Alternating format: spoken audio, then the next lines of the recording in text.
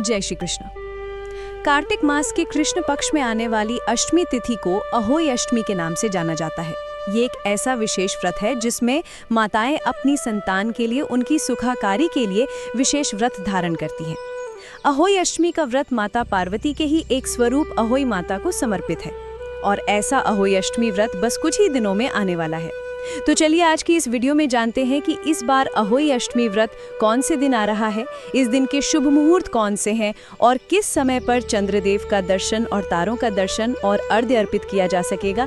इन सब के ऊपर आज बात करेंगे। तो आइए आज का अहोई अष्टमी कब है, विशेष वीडियो आरंभ करते हैं। इस बार वैदिक पंचांग के अनुसार अहोई अष्टमी 13 अक्टूबर 2025 सोमवार के दिन आ रही है। कार्तिक मास के कृष्ण पक्ष की अष्टमी तिथि आरंभ हो जाएगी 13 अक्टूबर 2025 को दोपहर 12:24 पर और तिथि समाप्त होगी 14 अक्टूबर 2025 को सुबह 11:09 पर। इस व्रत में संध्या के समय में पूजा करने का विधान है, यानी कि संध्या के समय जिस दिन अष्टमी तिथि उपलब्ध होती है उसी दिन अहोई अष्टमी का पर्व मनाया जाता है और उसके साथ ही आकाश में तारों का दर्शन करने के बाद ही उपवास का पारण किया जाता है। तो इस नियम अनुसार अष्टमी तिथि हमें प्राप्त हो रही है 13 अक्टूबर की रात्रि में और इसीलिए इस बार अहोई अष्टमी का पर्व 13 अक्टूबर 2025 के दिन ही मनाया जाएगा। इस दिन अहोई अष्टमी की पूजा करने के लिए संध्या में हमें शुभ मुहूर्त मिल रहा है शाम 5:53 से लेकर 7:08 तक का और तारों को देखने के लिए शुभ समय रहेगा शाम 6:17 के बाद। जो महिलाएं चंद्र दर्शन करने के बाद व्रत का पारण करती हैं उनके लिए चंद्रोदय का समय रहेगा रात 11:20 का। इस दिन प्रातः ब्रह्म मुहूर्त का समय है सुबह 4:41 से लेकर 5:31 तक का और सूर्योदय होगा सुबह 6:21 पर। प्रातः काल में अहोई माता की और माता पार्वती की पूजा अर्चना करने का समय रहेगा सुबह 5:06 से लेकर 6:21 तक और सूर्यास्त का समय रहेगा शाम 5:53 पर। इस दिन माताएं सूर्योदय से लेकर चंद्रोदय तक अहोई अष्टमी का व्रत और उपवास रखती हैं। माँ पार्वती के अवतार देवी अहोई माता की पूजा करती हैं। ये दिन उन दंपतियों के लिए भी अत्यंत महत्वपूर्ण है जो निसंतान है, संतान की कामना करते हैं। ऐसी मान्यता है कि इस दिन मथुरा के राधा कुंड में स्नान करने से संतान की प्राप्ति होती है। इस दिन संतान प्राप्ति के इच्छुक दंपति वृंदावन के राधा कुंड में जाकर स्नान करते हैं, डुबकी लगाते हैं, पूजा करते हैं और कुष्मांड अर्पित करते हैं। अरुणोदय के समय यानी कि सूर्योदय से ठीक पहले पवित्र स्नान करने के लिए दूर दूर से भक्तगण राधा कुंड में आते हैं। कहा जाता है कि जिन महिलाओं को गर्भ धारण करने में समस्या आती है या जिनको कोई संतान नहीं है वे भी अहोई अष्टमी के दिन पूजा अर्चना करती हैं, श्रद्धापूर्वक इस व्रत का पालन करती हैं। चलिए अब देखते हैं कि इस अहोई अष्टमी का व्रत पालन करने की सरल विधि क्या है।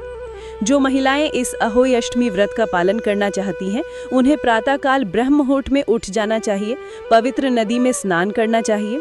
स्नान इत्यादि से स्वच्छ होकर स्वच्छ वस्त्र धारण करके अपने घर में पूजा के स्थान को स्वच्छ करके दीवार या पूजा की वेदी पर अहोई माता की छवि स्थापित करनी चाहिए।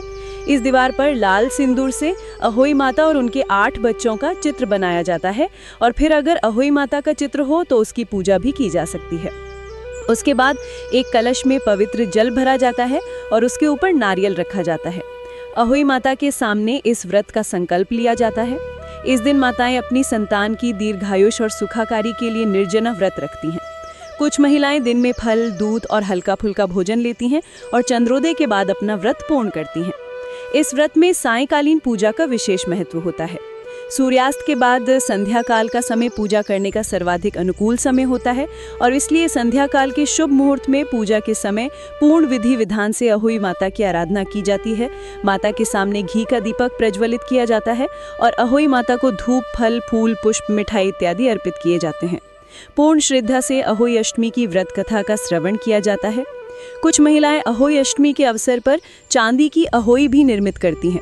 उसे स्याऊ के नाम से जाना जाता है और पूजा के समय अक्षत, रोली और दुग्ध द्वारा उसकी पूजा अर्चना की जाती है।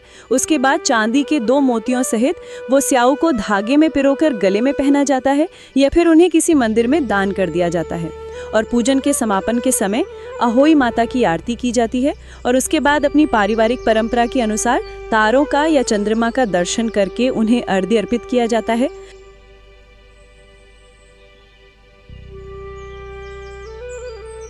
अहोई माता को जो भोग अर्पित किया गया है उसका प्रसाद रूप में स्वीकार करने के बाद इस व्रत को पूर्ण किया जाता है। अहोई अष्टमी माताओं के लिए अत्यंत शुभ मानी गई है, क्योंकि इस दिन संतान के सुख, समृद्धि और उत्तम स्वास्थ्य के लिए व्रत उपवास करने से माता अहोई की विशेष कृपा प्राप्त होती है। वे प्रसन्न होती हैं और ऐसा माना जाता है कि इस दिन प्रार्थना और उपवास करने से पिछले कर्मों की बाधाएं भी दूर हो जाती हैं। संपूर्ण परिवार को समृद्धि और सुखाकारी का आशीर्वाद प्राप्त होता है। और यही थी आने वाली अहोई अष्टमी के विषय में संपूर्ण जानकारी। हमें आशा है ये जानकारी आपको उपयोगी लगी होगी। अगर आप अहोई अष्टमी का व्रत करने वाले हैं तो नीचे कमेंट बॉक्स में हमें लिखकर बताइए। अगर आपकी इच्छा हुई तो इस अहोई अष्टमी वाले दिन हम इसकी पौराणिक कथा भी आपके लिए लेकर आएंगे, लेकिन उसे सुनने के लिए आपके अपने चैनल कृष्णाय नमः 06 को याद से सब्सक्राइब करके रख लीजिए और नोटिफिकेशन ऑन रखिए। जय श्री कृष्णा।